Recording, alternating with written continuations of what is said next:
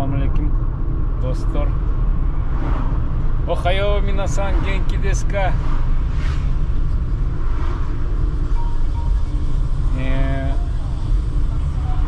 Bir историяны айтып берейин силерге.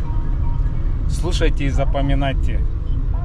А потом будете писать в комментариях, что я из себя представляю. Значит,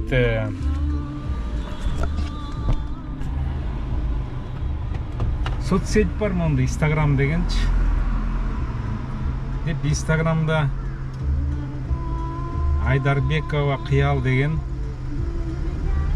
подписчица, я так понял. Вот она просит: Байке, говорит, отправьте нам запчасть, говорит, на Исузу. Мы строим дороги, дед. Вот фотография прилагается. Жол токтоп калды, жумуш токтоп калды. Бир запчасть жок, ошо запчастьты таап берди.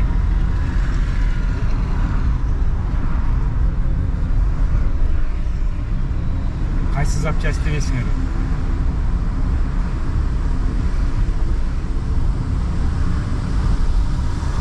Блин, ал запчастьты мен жоготуп жибердим эми картаны. Значит, дагы бир бала Инстаграмда пишет: Байке, у меня этот покупал Honda Step вагон. Сейчас я закрою окошко.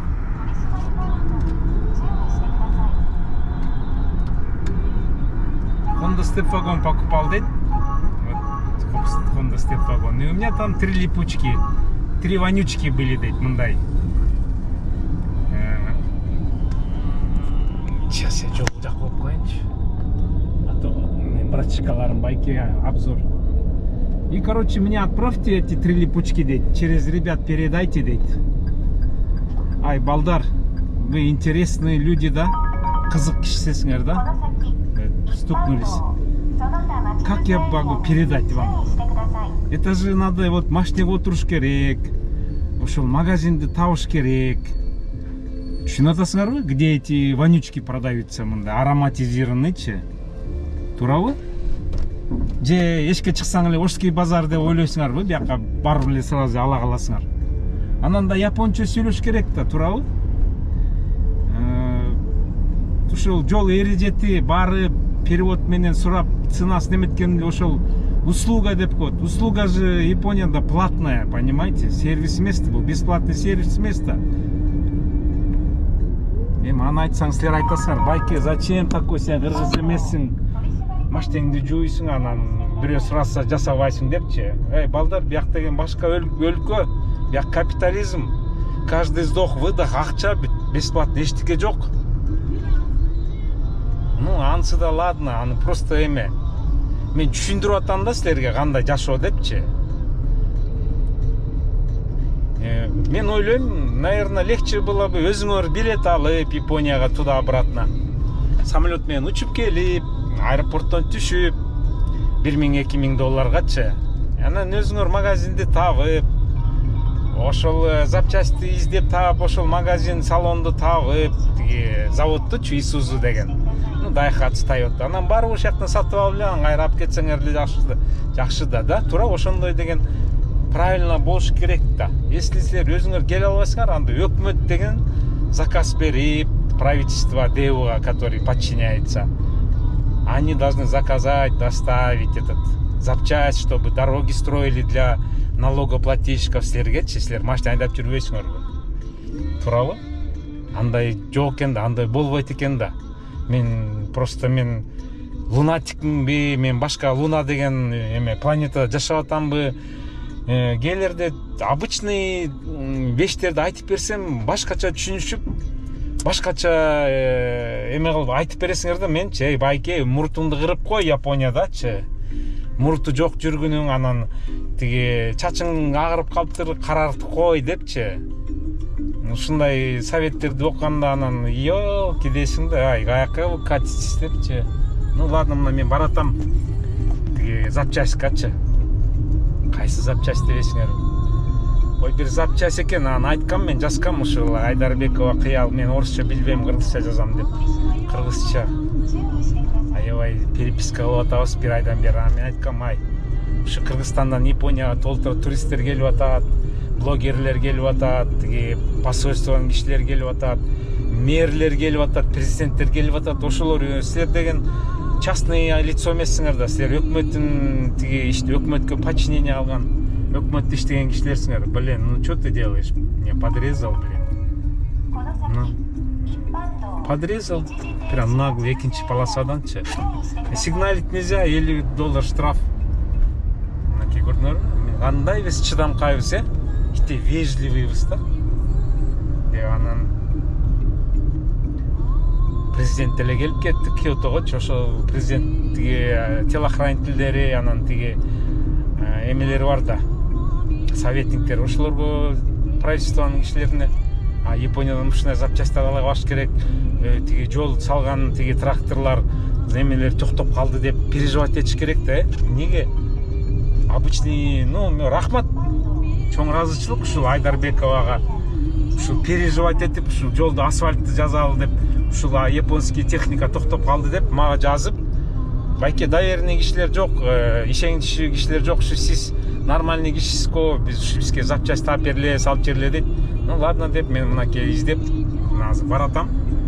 Тиги Isuzu деген монда килтеген машина экен. Ошонун тиги коробкасына бир датчик бар экен. Ошол датчикти азыр мен сураштырганы баратам да. Болсо сразу алам, потому что перепискадан биз түшүндүк, что китайский запчасть жок экен, российский запчасть жок экен. И вот и только японский подходит. И вот японский запчастька баратам. Инстаграм тиги картасы да бар, таап койгом менчи, инструкциясынчы, кайсы запчасть экенчи. Вот. Ошондой да. Анан бүт барыңарга мен айтып атпайм, мен ясаши экенмин депчи. Мен если мага бирөө бирдеме десе, мен кровь из носа өлгөнчө жасайт экенмин да, аткарат экенмин да. Мына мондай машиненин Isuzu'нунчу коробкасына бир датчик бирдемеси чыгат экен да. Ошол баратам. Бир топурак болуш керек да, эми табабыз да.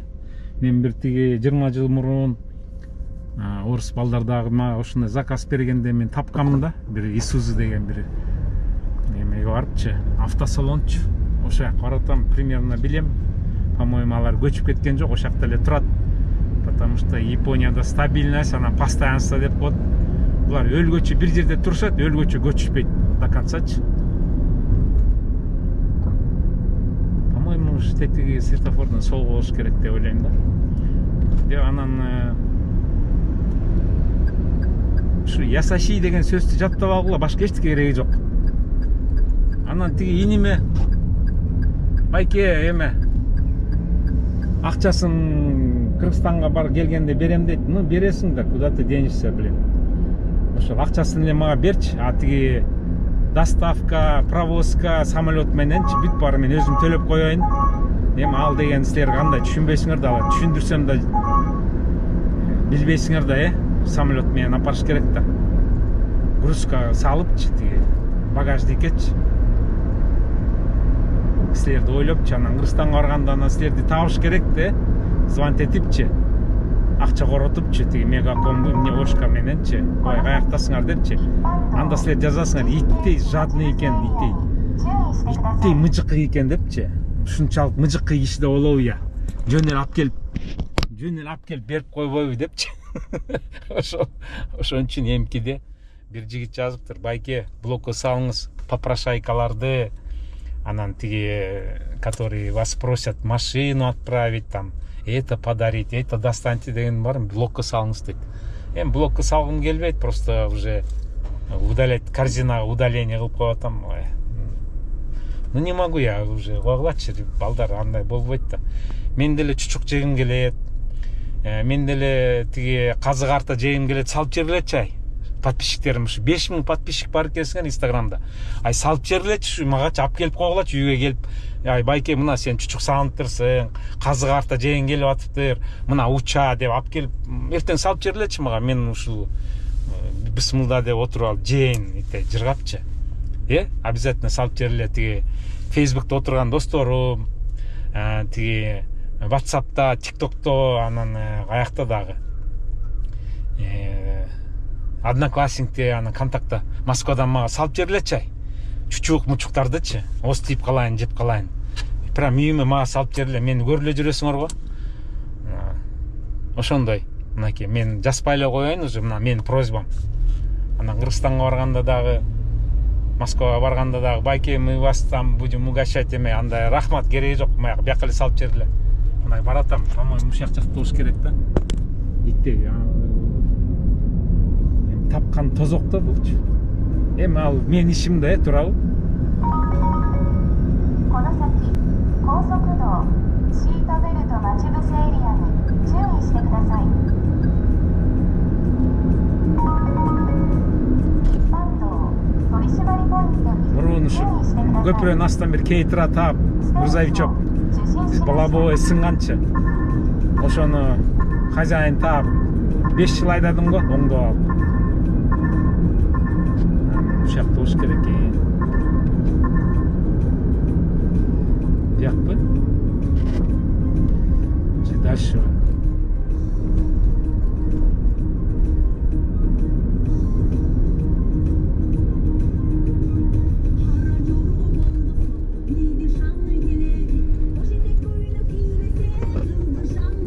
Блин, каяганы жоготуп жибердим мен картасын. Картасын издейин, сүрөтү барбы жок, бул каякта калды.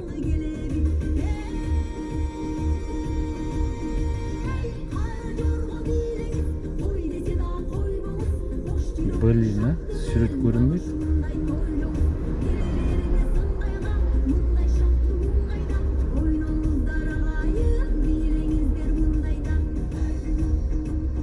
Таппайм дейм, каяктын табам. Блин.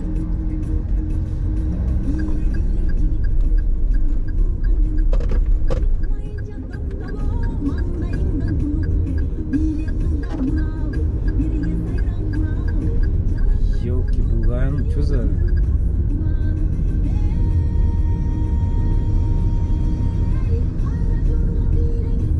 Мына оң жакта болуш керек экен. Тетине Исуз деп жазып турат, точно. Блин, там разворот можно или нельзя, блин? Мына Исузу деген заводка келдим. Мен ичине тартканга болбойт да, булар тарттырбайт эми.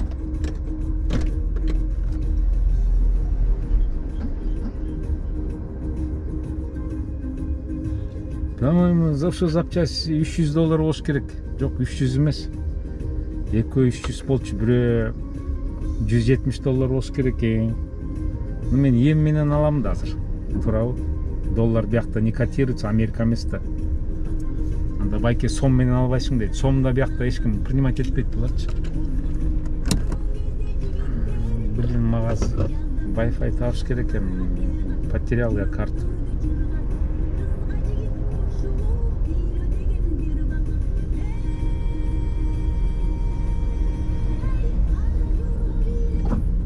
Wi-Fi издейн. Так, Исузу деп жазып турат экен.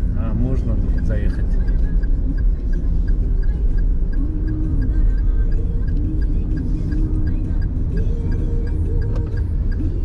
Блин.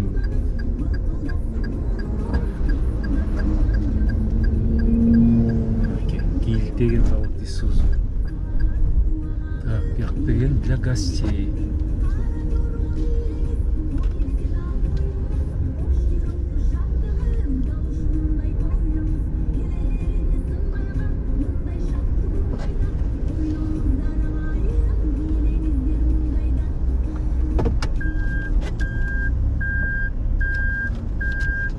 Исузунун машиналары.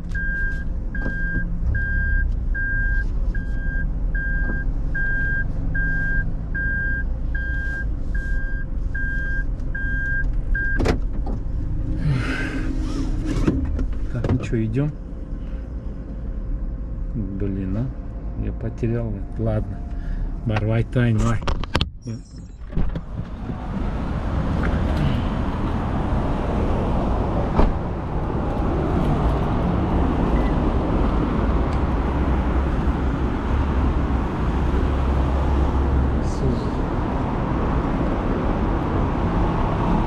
Ne arıyor çapkılarla? Sızı degen.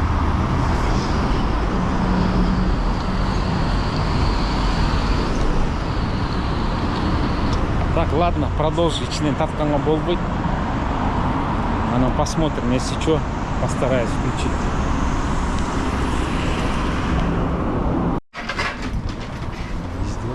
ないでしょ。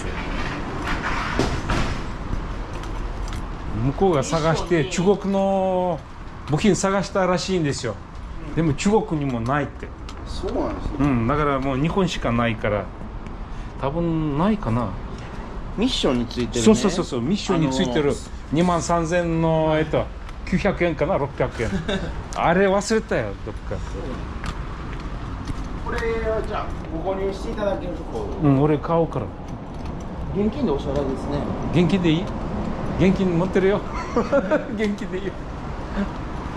俺分からないからこれでしょ。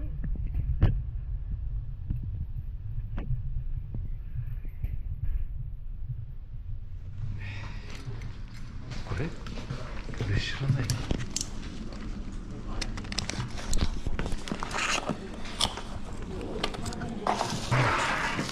俺分からないよ。地図一回出したでしょ、プリント。ああ、イラスト。そうそうそう。あれがありますか？あ、こちらになるんですよ。うん。それを確認だけナンバーあれついてるでしょ、あれ。この件のメイドインジャパンで。バルケのイスーズ。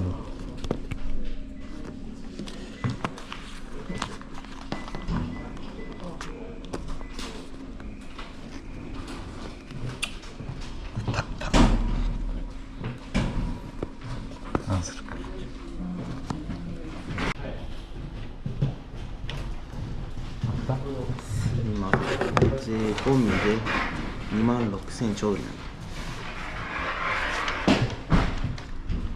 26,000？新卒。まだ見てない？見てない。なんで見てない3万円からで。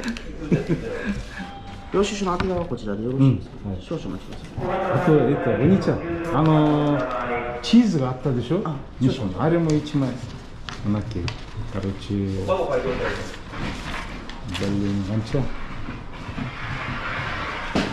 26,000 円。あ、これ。前お渡しした。そうそうそう。これかな？この2、これ？ 3、4。はい。これや。あ、これ映っちゃうんですか？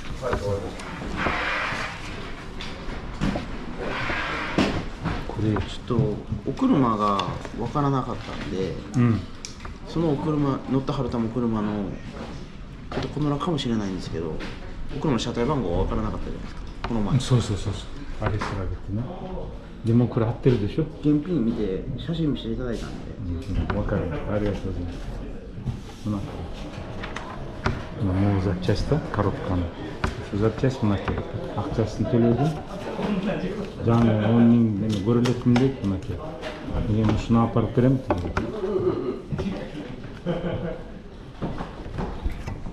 Көрмөдү. Что кымбат экен. Анан айтпагыла байке ясаши эмес депчи.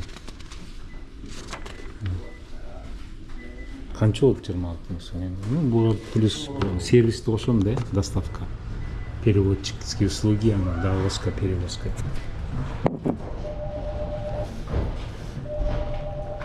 Дальше написано.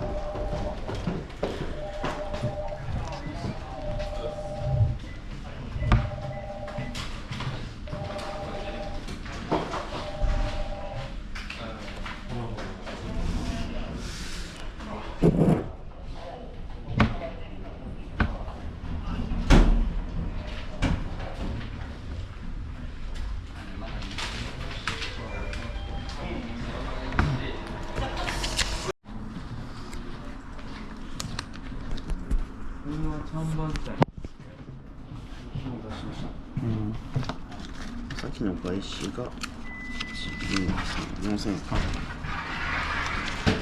ょっと2件だけサインいただきたいんですけども。ここに。す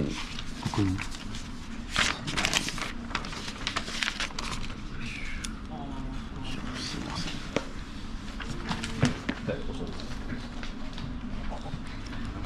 とこちらですね。こっちもな。はい。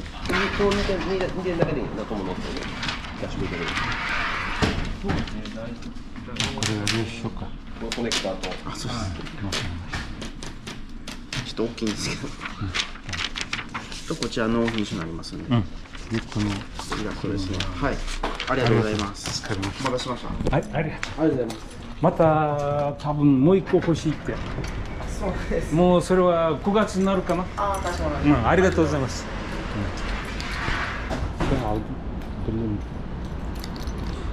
Istiyorlar ki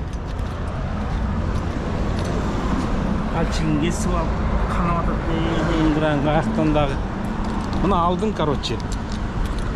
Эми bunu Kırgızстан'a паш керек, Япониядан Кыргызстанга. Почта иштебейт, албайт. Только бирөө менен салып жерейин десем, эч ким жок барчы бияктачы. Айтып атпайбы? Байке кыргыз балдарга берип коялар, апарып беришет депчи. Ай кыргыз балдар каяктасыңар, эч ким жок бияктачы, алар иштеп жүрүшөт. Япония бияктан сразу эле жол жок да, Москва эмес да, Казакстан эмес, Ташкент эмес, Астана эмес дегендечи. Ну ладно. Как-нибудь довезем дегендечи, өзүм апарып берем го. Кудай буйрса.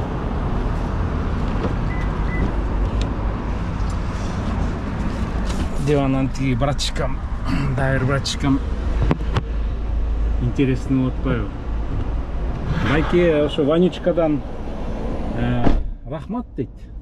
Ванючка алганыңызга. Анан анда дагы мен тиги жакшы болгон турбайбы? Мен дагы сизден заказ бербейинби, там очки, мелочь-мелочтарды сизге заказ берип коеюн, анан сиз тиги балдар менен передайте Кыргызстанга салып жибериңиз байке деп койду да. Анан мен ойлоп койдум да, если бы мага айтса, байке, вот то, что я купил уже от эми чемоданга салып койдум да, мен апарып берейин деп атам да, эми суранып атат депчи. Но японецтер ошондойду жасашпайт. Неге? Потому что сразу эле айтыш керек болчу, байке, чоң ыраазычылык, аябай рахмат.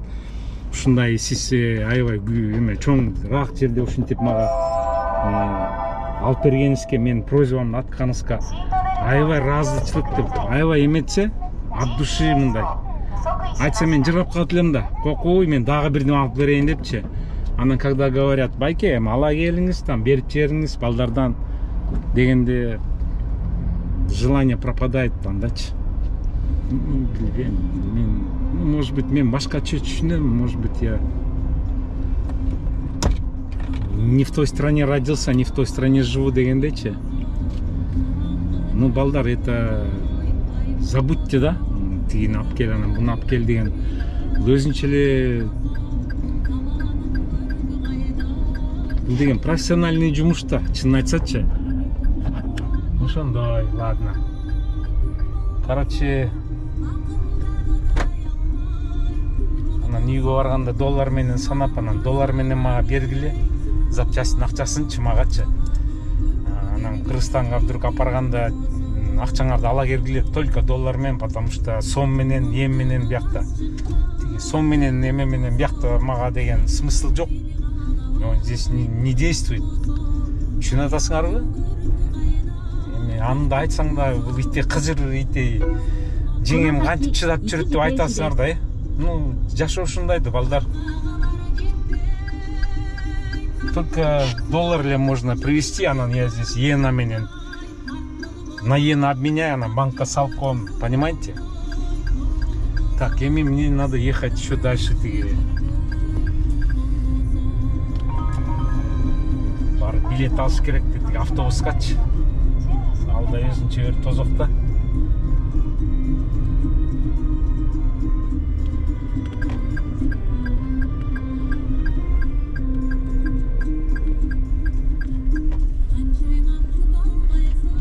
Соток, бутумда кесип алып, бутумда ооруп. Ну ладно, давайте, эпопея продолжается дегендечи. Продолжаю. Ну, балдар өзүңөр көрдүңөр. Короче, бизде эле кымбат экен, это Made in Japan деп көрдүңөрбү? Made in Japan да. оригинал болуп атпайбы, ошон үчүн кымбат дейт. Анан 10% налог деп мен ойлодум да 23 000 болот экен десем 26 000 деп атпайбы. 26 000 эми бүгүн доллар 160 канча болот санагылачы. Комментарийде жазып койсоңор. Значит, 26 000 йен надо разделить на 160. 1 доллар Японии сейчас 160. Ошону доллар менен чыгат да. Туурабы? Запчастьтин ценасычы. Алган. Анан плюс доставка, переводка, переводчик. Алайын да, переводчик, доставка Япониядан Кыргызстанга.